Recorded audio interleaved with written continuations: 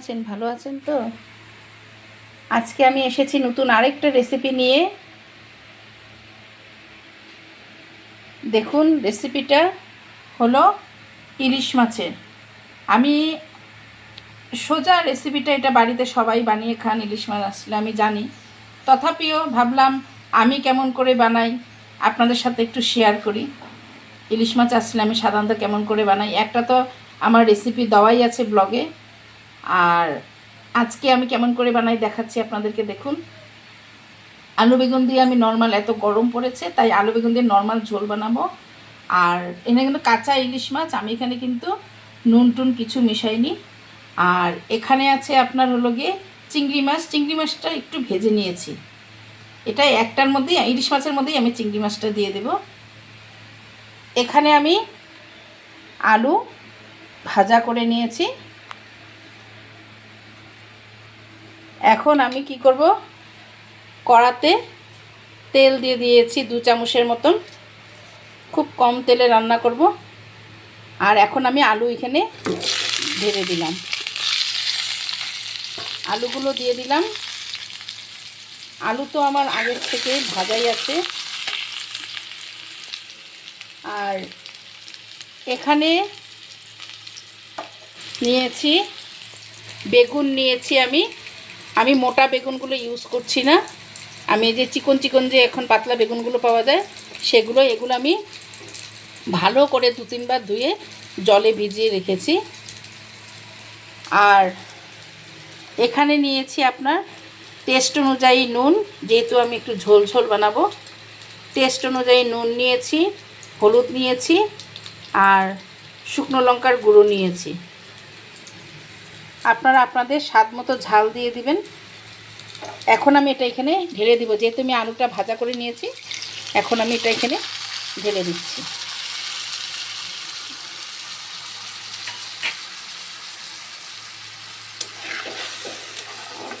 আলু আমি আগে সেদ্ধ করে তারপর ভেজেছি। আমি আলু সবসময় সেদ্ধ করেই বানাই। এই দেখুন, মোটামুটি হালকা শক্ত আছে। আমি বেগুনের সাথে যখন এটা আমি কষাবো তখন আমার আলুটা সেদ্ধ হয়ে যাবে।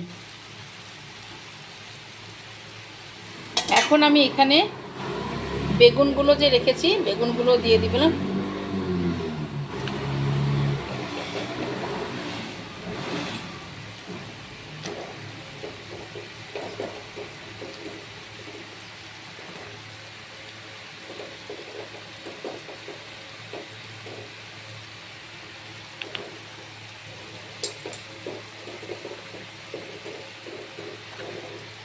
আমার মোবাইলের সেটিংয়ে একটু প্রবলেম হচ্ছে, আপনারা প্লিজ একটু অ্যাডজাস্ট করে নেবেন।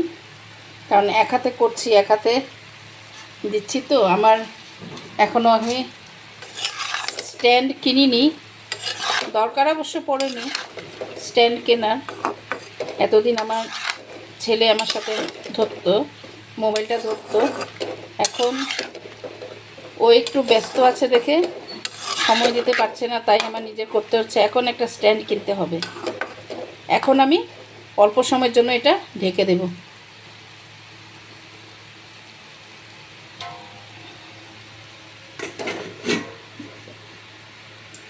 ঢেকে দিলাম 5-7 মিনিটের মতন আমি ঢেকে দিলাম।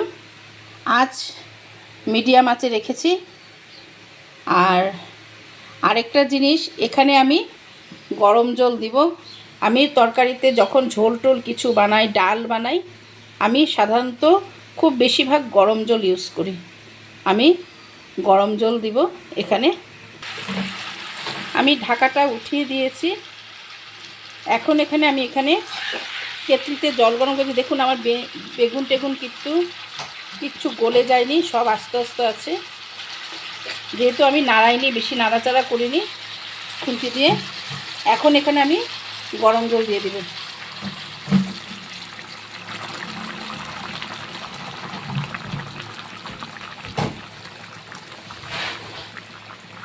গরম জল দিয়ে দিলাম।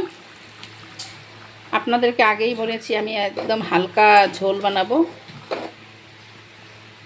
এই দেখুন, এখন আমি তেজপাতাগুলো ঝোলের মধ্যে, সাধারণত ঝোলের মধ্যে দিই, বা আর যখন আপনারাও দিয়ে দেখবেন, যখন লাউটাও সিদ্ধ করবেন, কোনো কিছু বয়েলে দিবেন বা ডাল যখন বয়েল করতে বসাবেন, তখন কি করবেন, কুকারের মধ্যে যারা বয়েল করেন তখন কুকারের মধ্যে একটা তেজপাতা ছিঁড়ে দিয়ে দিবেন, দেখবেন কি সুন্দর গন্ধ করে, কি ভাল লাগে গন্ধটা। এখন আমি এখানে মাছটা দিয়ে দিব, এই দেখুন মাছটা দিয়ে দিলাম। যারা ভেজে খান হালকাভাবে ইলিশ মাছ, ওনাদের হয়তো দেখে ভালো নাও লাগতে পারে রেসিপিটা, কিন্তু আপনারা একবার খেয়ে দেখবেন, আপনাদেরকে বলবো আপনারা প্লিজ একবার খেয়ে দেখবেন, মানে আপনারা বুঝেই তো, মাছটা তো এখন বয়েল হয়ে যাবে, আর সাথে আমি এখন এই চিংড়ি মাছগুলো ছেড়ে দিলাম। আপনারা খেয়ে দেখবেন, এত টেস্ট লাগে না কি বলবো। এখন আমি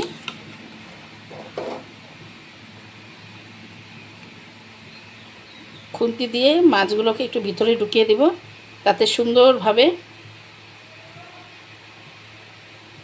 এখন আমার আস্তে আস্তে বয়েল হবে, আমি কম আঁচ কমিয়ে দিয়ে দিব, যেহেতু আমি গরম জল দিয়েছি এখানে। সাথে সাথে মাছের জাল উঠে গেছে। এখন এগুলো আস্তে আস্তে বয়েল হবে।